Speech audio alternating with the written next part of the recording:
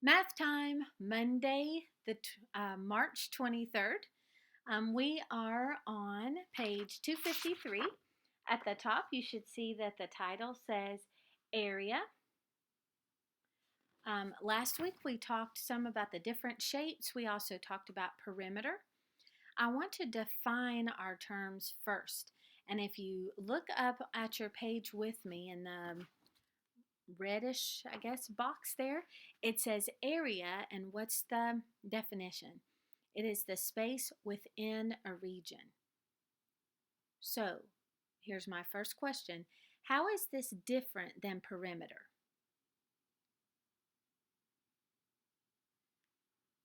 A preposition. It has to do with the preposition. This preposition right here, within. The area is the space within a region. The perimeter is the area what? What would be that preposition? Around, right? So if we're talking about perimeter, we might talk about things like a fence or a bed frame or a picture frame. Anything that goes around something is the perimeter. Okay, a fence is a big example of one. Now, when we're talking about area, though, we're talking about inside, within the region. So we're not talking about the fence anymore. We're talking about the yard. We're not talking about going around the edge of the room. We're talking about the rug or the carpet in that room. We're not talking about the bed frame. We're talking about the bed spread that is covering the bed. Another good example might be mulch for a garden. You need to find the area to know what's going to cover inside. You're not going on the outside. You want to cover the whole thing. Painting a wall. You want to know what the area of that wall would be so you can cover the whole thing. So all of those are examples of area. So area is looking at the space inside within a region. Now, there's this simple formula. Yay, we like simple formulas, right? The simple formula is area equals length times width. That's it. So just in letters, we would see it this way. A equals L times W. Length times width. So when you have simple shapes, not complicated, right? If you haven't watched our language video, that's our word. Complicated, involving lots of different parts. So for the area of this, we would have, this is 3 units this way. This is 2. So I would say 3 times 2, and that would give me 6 units. Now, here's the thing I want you to make sure that you note here in this.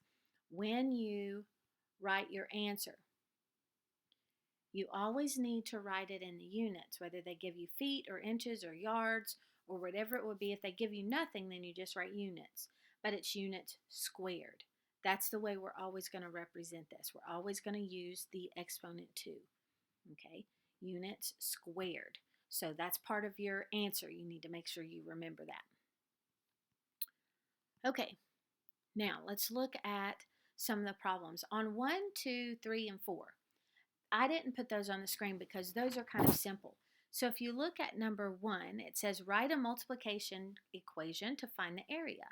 So we want length times width. So we want to go down one side, and I'm going to go along the bottom of the top, and you're going to count those boxes with me. I see 1, 2, 3, 4, 5, 6, 7, 8, 9 boxes. And then I'm going to go down and count 1, 2, 3, 4, 5, 6, 7. That's 7 boxes. Now, make sure you count the overlapping box. You have to go from one end to the other end. Don't leave that overlapping box. You have to count the whole way this way and the whole way this way. So when I do that, I get 7 times 9, which would be 7 times 9 equals 63. So for number 2, count the boxes going all the way across. 1, 2, 3, 4, 5, 6, 7, 8, 9. Boxes going down 1, 2. That's 9 times 2. That would be 18. Now, no counting on number 3. They give you the 2 numbers. You're going to have to multiply 35 times 13. You're going to work out that math on your own. Remember that when you multiply 2 digits times 2 digits, When you get to that second digit and you're multiplying in the bottom, you have to remember to add the what? The 0 in that second row. Good, I knew you'd remember. Okay, and number 4, 10 times 12, and that would give you your answer. Okay, now I want to look at the complex areas. So kind of going back to our vocabulary word, a little bit like complicated. It's when you have areas that are not perfectly square or rectangular. You've got little sticky out, jutty out parts.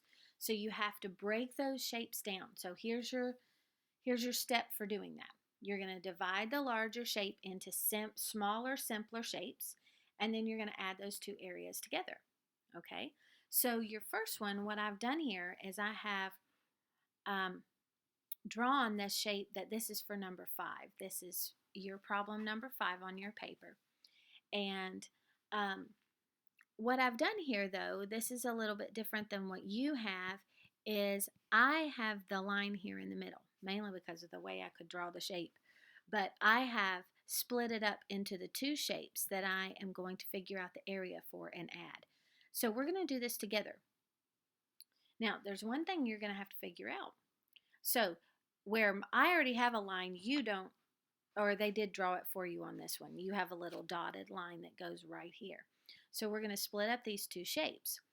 So this one shape here is already pretty much easy. We've got 10 here, and this is 12. So we're going to do 10 times 12, and that is going to equal 120. Okay. Now here, am I going to do 20 times 28? No, because I have already done this section here. And 28 goes all the way across. So I've already taken some of those measurements away. How do I know what I've taken away already? Because this little part, which is the same as,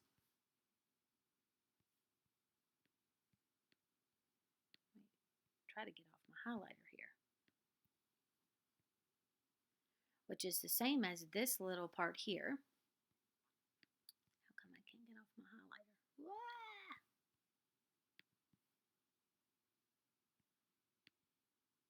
Well, that did it. Okay, so this little part, which is the same as this part here, this part is going to be 10. Okay, so I need to take 10 out of this 28. So 28 minus 10, and I'm going to be left with 18, right? So that's what's going to be right here. So this would be 10, and this would be 18. Do you see how I've just split up that 28? Okay, so that means that I'm going to multiply 20 times 18. Not 28, because I've already done this one part over here. Okay, so 20 times 18. I'm going to figure this out by doing 2 times 18, which would be 36, and then I'm going to add my 0. So 360. Now, I'm not done because I had two sections here. So I'm going to add 120 plus 360. And that's going to give me 480. And then this was in yards. And then you're going to put your little 2 at the top just because it's a little bit easier for me. I'm just going to write it here. We're going to write our little 2 right there. Okay, so 480 yards squared. Don't worry, I'm going to do another one with you. Okay, this is number 6. So you've got this long side of 16. This end is 8. The 4 applies to this little line right here, and the 8 is here. So they haven't split your shape up, but I've already split it up. We're going to go this shape, and then we're going to go this shape. Okay, so this shape is easy. We know the length and the width, which is 4 times 8 equals 32. And this shape, let's double check. Is it 16 times 8. Is this whole thing 16 times 8? Yes, it is. It's 16 times 8. So they've given you exactly what you needed. This is 4 times 8. This is 16 times 8. So our next part is going to be 16 times 8 equals, have you already figured that out? So if I did, in my head, I'm going to do this, 10 times 8 is 80, and then 6 times 8 is 48, and I can add 80 plus 48 and get 128. Or you can go through the whole carrying in your head. 6 times 8 is 48. You carry the 4. 8 times 1 is 8 plus 4 is 12. And you got the same number I did. Okay? So now we're not done because we still need to add these two numbers together. 32 plus 128. So 128 plus, oh, that's a T, plus 32 equals, that makes it 10. So 160. 160 what? Feet. And what are we not going to forget? I'm going to write it in with my little pen here. We're not going to forget the squared. Okay? 160 feet squared by splitting those up. All right, now this is the next one on your page. And I have drawn the line right here, which is where you're going to draw it to know how to split up your two shapes. We're going to do this long rectangular box, and we're also going to do this little box.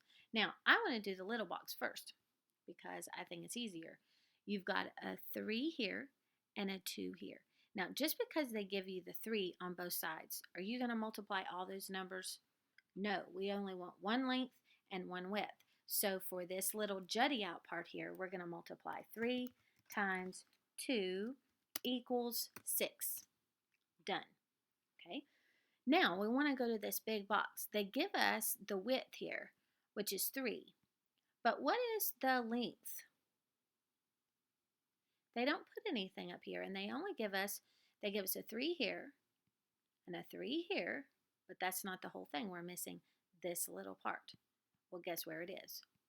It's just scooted down here. If I were to scoot this whole shape up, okay, and squish it, it would go right up to the other one. I may even, let's see if I can do it. Let's see. I'm not very good at getting this to do what I want it to do. But if I were to take this and I were to squish it all the way up, okay, that's not exactly the same. But if I were to make it flat up, what I'm doing is I'm showing that this section here is 2, whether it's pulled out here or up here. So I need to add 3 plus 2 plus 3 to have what this whole line is going to be across here. So 3 plus 3 is 6, plus 2 is 8. That means that this length is 8. So when I come over here to do the multiplication of that part, I'm going to do 3 times 8 equals 24. And then I'm going to add the two areas that I found out. 24 plus 6 equals 30. 30 what? Inches, whoops, inches what? Squared. Do your little 2. Okay, 30 inches squared. All right, now we get a break from all of these kind of complicated, more complex shapes. We've got just a square. Well, what's our formula? Let's say it. Length times area equals length times width. So what do we have? 6 times 6 equals 36. 36 what? Yards. 36 yards what? Squared. Bingo, done. Okay, we like the squares. We like the rectangles. Length times width is easy. Okay. Now, here we go. We've got another one that's all weird on us. Now mine already has the lines drawn. Okay, let's take the box first, the square. So we have this one and we have this one. Easy, done. So it's 2 times 2. 2 times 2 equals 4. Now, that means that this one is done. Okay, done. Now we want to let's do the little one, because I can see that this is easy too. It's got a 1 here and a 1 here. So that covers this whole box here. So that means that it's going to be 1 times 1 equals 1. Done. Now, that one's done. Done. Color it in. Now we're down to this one. This one is not as simple because they give us that this line is 2, but they don't tell us what this line is straight down here. They tell us all the way across until we get to this point that that's 3. Okay? They tell us that that's 3. But what they have told you is they've told you that this is 2. This little part that's taking up some of that also is 1. Okay? And so that means that if from here, if we extend this line from here to here, that means this is going to be 2. This whole, if I were to extend that and make it a big box, right, that would be the same as this one line, and this whole spot would be 2.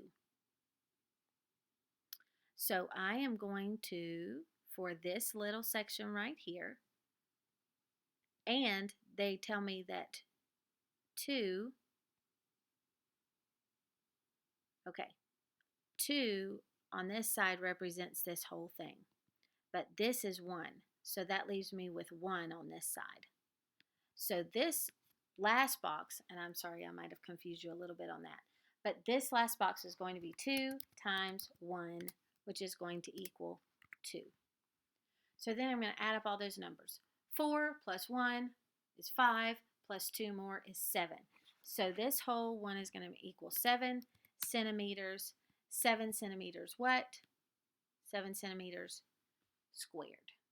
Whew, hope you got through that. Okay. Last one there on the front. We like nice, neat rectangles. 4 times 10. Got it. 4 times 10 is 40. 40 what? 40 inches. 40 inches what? 40 inches squared. You haven't forgot that squared yet, have you? Okay, now looking at the back. This is a place for you to practice what we've done, but not the complicated ones. 11 through 14 basically just to ask you to practice finding those areas. They give it to you in word form. Be careful. They're going to tell it to you in cubits, but then they also give it to you in inches in the parentheses. Use the inches. Don't bother with the cubits. They ask you what was the area of the mercury seat in square inches. So if they tell you it's 45 inches long, 27 inches wide, what are you going to do? Multiply. Right, good. So you're going to do that with all of them. Now with 15, 16, and 17, okay, this is on the back. They want you to identify those 3 shapes. So you're going to name the shape according to the number of sides. And if you forgot, you have your page from the other day with you still. Look and see what a 5-sided shape is called. Look and see what a 6-sided shape is called if you forgot those names. That's what goes in the blank. Then they want you to figure out the perimeter. Now this is going back. This is not area like today. Perimeter, remember, let's go back to the beginning. Perimeter was the distance around something. So you're going to figure out the perimeter of those 3 shapes right there. And then your last review of area is on the bottom. They actually want you to do perimeter and area for each. So practice for your easy square, and then over here I want you to see if you can figure that more complex one out on your own. Since we walked through all of the other ones together, go back and look at some of the video if you need help figuring out how to do that again. You got this. Have a great day.